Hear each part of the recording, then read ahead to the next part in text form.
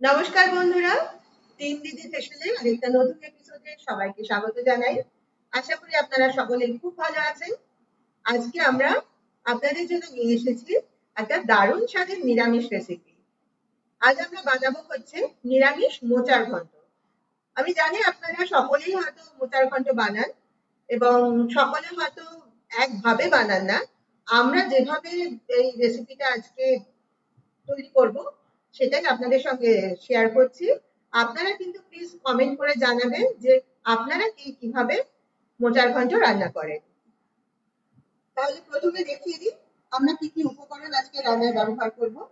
এখানে দেখুন আমরা মোচাটা বেছে কেটে নিয়েছি, আর একটু সময়টা বাঁচানোর জন্য আমরা মোচাটা সামান্য নুন দিয়ে একটু ভাপিয়ে নিয়ে জলটা ঝরিয়ে রেখেছি।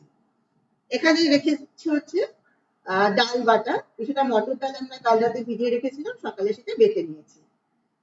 কেটে নিয়েছি একটা আলু, আর অন্যান্য যে মশলাগুলো আমরা ব্যবহার করব এখানে দেখুন আছে আদা বাটা, এখানে আছে জিরে গুঁড়ো, লঙ্কার গুঁড়ো, হলুদ গুঁড়ো, এটা আছে ধনে গুঁড়ো, আর এখানে আছে গরম মশলার গুঁড়ো। আর এই পাত্রে আছে দেখুন নারকোল কোড়া, আর ফোড়নের জন্য নিয়ে নিয়েছি দুটো তেজপাতা আর সামান্য সাদা জিরে, আর শেষে দেওয়ার জন্য নিয়ে নিয়েছি ঘি। তাহলে মোটামুটি এই উপকরণ দিয়ে আমরা আজকে রান্নাটা করব। আর এই রান্নার জন্য আমরা ব্যবহার করব হচ্ছে সর্ষের তেল। তাহলে চলুন শুরু করা যাক। আমরা রান্নাঘরে এসে গ্যাস জ্বেলে গ্যাসের উপর কড়াই বসিয়ে দিয়েছি। কড়াইতে দিয়ে দিয়েছি কিছুটা পরিমাণ সাদা তেল। আমরা প্রথমেই যেটা করব, এই তেলে ওই বেটে রাখা মটর ডালটা দিয়ে কিছু বড়া ভেজে নেব। ওদিকে যতক্ষণে বড়াগুলো ভাজা হচ্ছে তার মধ্যে আমি এদিকে একটা কাজ সেরে নিচ্ছি। এই একটা বাটি নিয়ে নিয়েছি, আর নিয়ে নিয়েছি আমরা যে মশলাগুলো ব্যবহার করব সেগুলো। এবার এই সব মশলাগুলো জলে গুলে আমি একটা পেস্ট তৈরি করে রাখবো। যেহেতু আমরা বাটা মশলা ব্যবহার করতে পারি না সব সময়, সেই জন্য এই গুঁড়ো মশলাগুলো একটু জলে গুলে রেখে ব্যবহার করলে তার স্বাদটা ভালো হয়।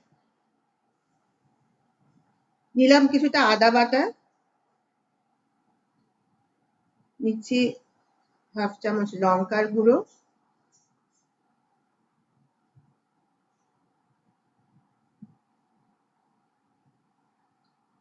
এই এক চামচের 3 ভাগের 1 ভাগ মতো নিলাম হলুদ গুঁড়ো,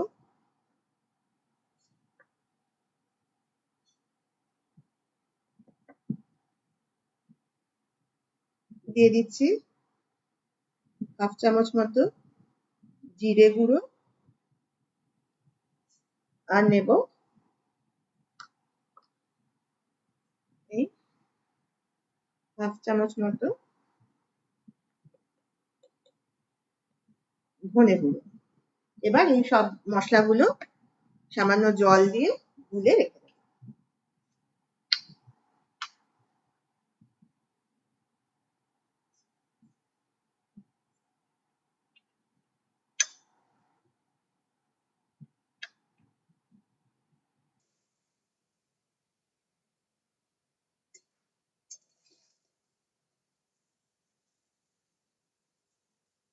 আমাদের বড়াগুলো ভাজা হয়ে গেছে, এবার আমরা বড়াগুলো একটা বাটিতে তুলে রাখছি।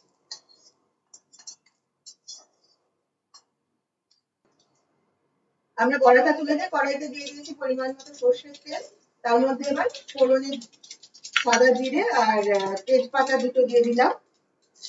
তারপরে দিয়ে দিলাম কেটে রাখা আলুগুলো। যদিও আমরা বড়া ভাজতে সামান্য সাদা তেল ব্যবহার করেছিলাম, বাকি রান্নাটা কিন্তু আমরা সর্ষের তেলে করব।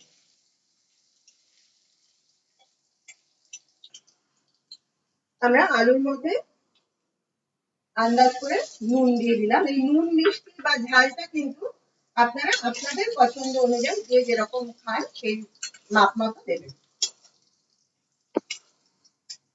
আলুটা মোটামুটি ভাজা হয়ে গেছে, এবার আমরা যে মশলাটা জলে গুলে রেখেছিলাম সেই মশলার পেস্টটা কড়াইতে দিয়ে দিলাম।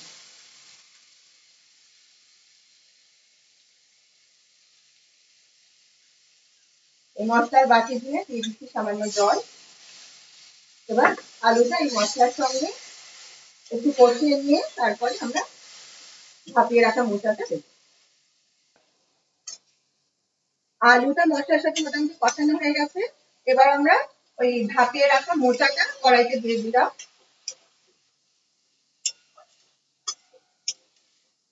ভালোভাবে মশলার সঙ্গে মিশিয়ে নেব।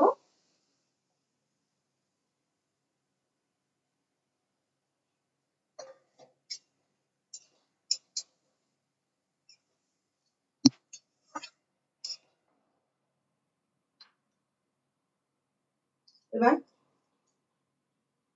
কড়াইতে দিয়ে দিচ্ছি সামান্য পরিমাণ চিনি।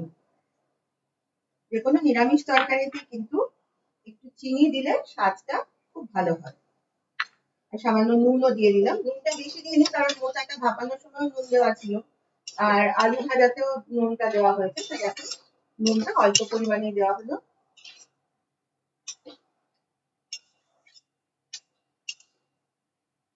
আমরা মোচাটা ভালোভাবে মশলার সঙ্গে মিশিয়ে নিয়েছি। এবার দিয়ে দিচ্ছি নারকোল কোড়া। নারকোল কোড়াটা বেশি দিইনি, ওই বড় চামচে 2 চামচ মতো নারকোল কোড়া দিয়েছি। এবার আবার নারকোলটা সবকিছুর সাথে ভালোভাবে মিশিয়ে নেব।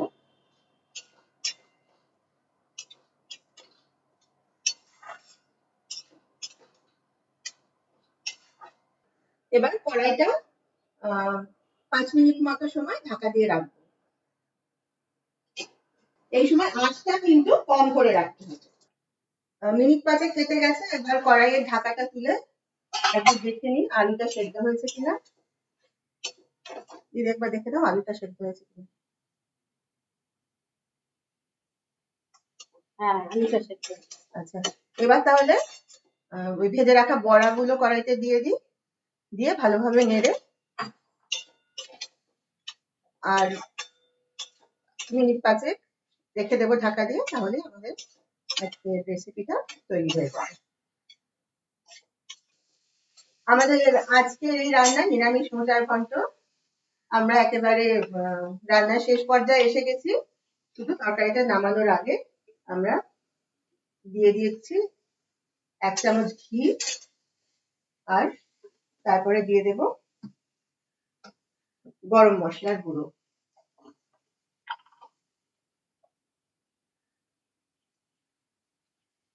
ছোট চামচে 1/2 চামচ মতো গরম মশলার গুঁড়ো দিয়ে দিলাম।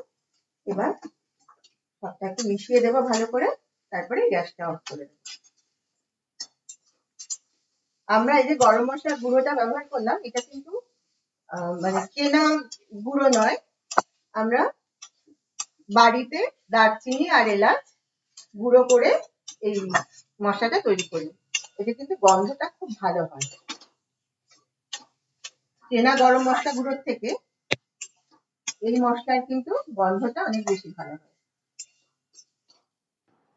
এই যে দেখুন চলে এসেছে আমাদের আজকে রেসিপি, মটর ডালের বড়া আর নারকোল কোড়া দিয়ে নিরামিষ মোচার ঘন্ট। গন্ধটা কিন্তু খুব সুন্দর বেরিয়েছে।